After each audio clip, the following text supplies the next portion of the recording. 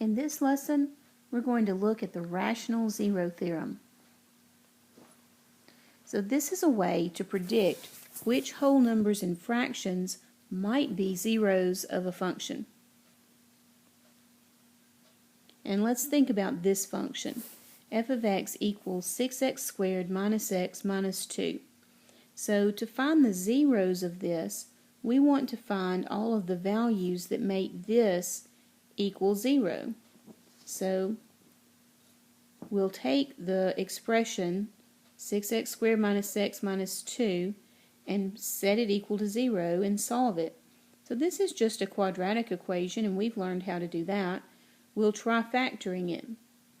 So if I try to factor, well, 2x times 3x gives me 6x squared, and then my signs are going to need to be different, and last times last is going to make 2. So we'll always need to make sure that outer plus inner adds up to the correct middle term, and in this case it does. I've got my equals 0, and now let's find solutions for each factor. If 2x plus 1 equals 0, then 2x equals negative 1, and x equals negative 1/2. So there's one solution. If 3x minus 2 equals 0, then 3x equals 2, and x equals 2 over 3. So there's our second solution.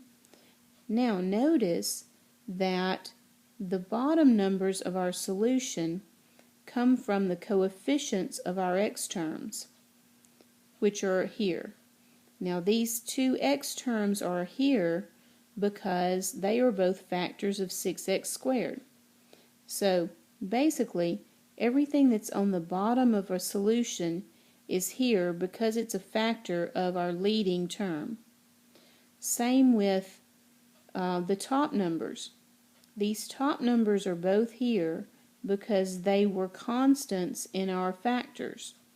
And they are constants in the factors because they were factors of 2.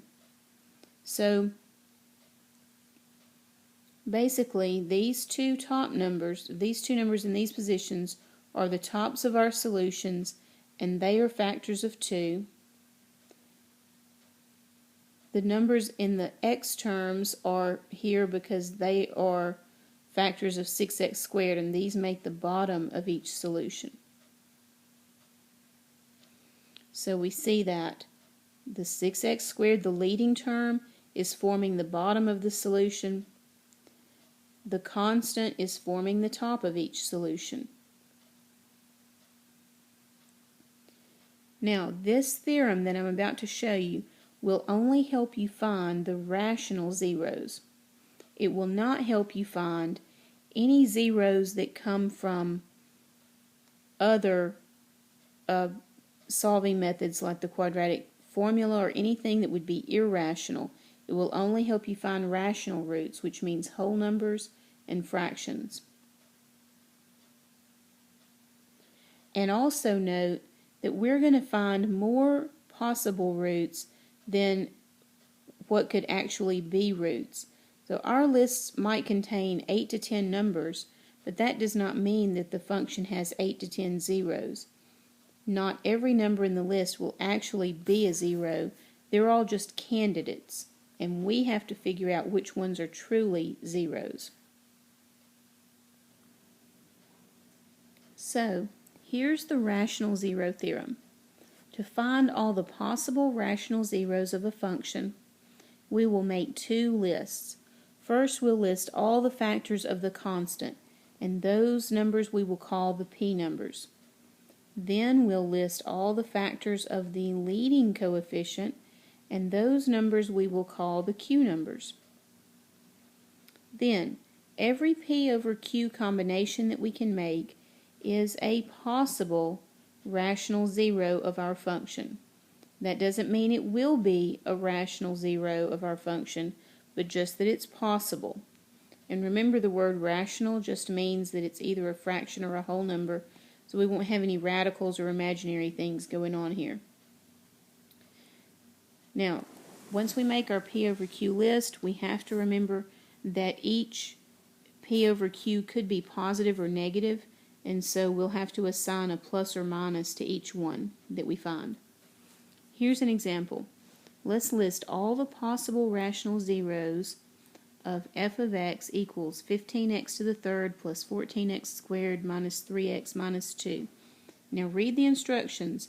It does not say solve or find all the zeros. It says find all the possible rational zeros. There's a difference. If it had asked us to find all the zeros, we'd have a lot more work to do. But if all we have to do is list the possible rational zeros, that's just a P over Q list. So let's list our P numbers, which are the factors of 2, which are 1 and 2. And let's list our Q numbers, which are the factors of 15. So 1, 3, 5, and 15. Now we'll have to make every P over Q combination that we can. So let's take this 1 and put it over each of these denominators, and then we'll do 2 over each of these denominators. 1 over 1, 1 over 3, 1 over 5, 1 over 15, then 2 over 1, 2 over 3, 2 over 5, 2 over 15. And that's the list of numbers, but we also need to put plus or minus in front of each of them. So we have found 16 different numbers that could be possible zeros of this function. Obviously not all of them could be zeros. This function could only have at the most 3 zeros, and we're not guaranteed that all of them are real or that all of them are rational. So not everything in this list is going to make the cut, but if there are any rational zeros, they are in this list. So again, not all of these numbers actually are zeros of f of x, and there might be other non-rational zeros, such as radicals or imaginaries, that are not in the list. And here's another example. Let's list all of the possible rational zeros of f of x equals 2x to the third minus 6x squared plus 5x minus 12. So first of all, our P numbers. Constant is 12, so the factors of 12 are 1, 2, 3, 4, 6, and 12. And our Q numbers will be all the factors of 2, so 1 and 2.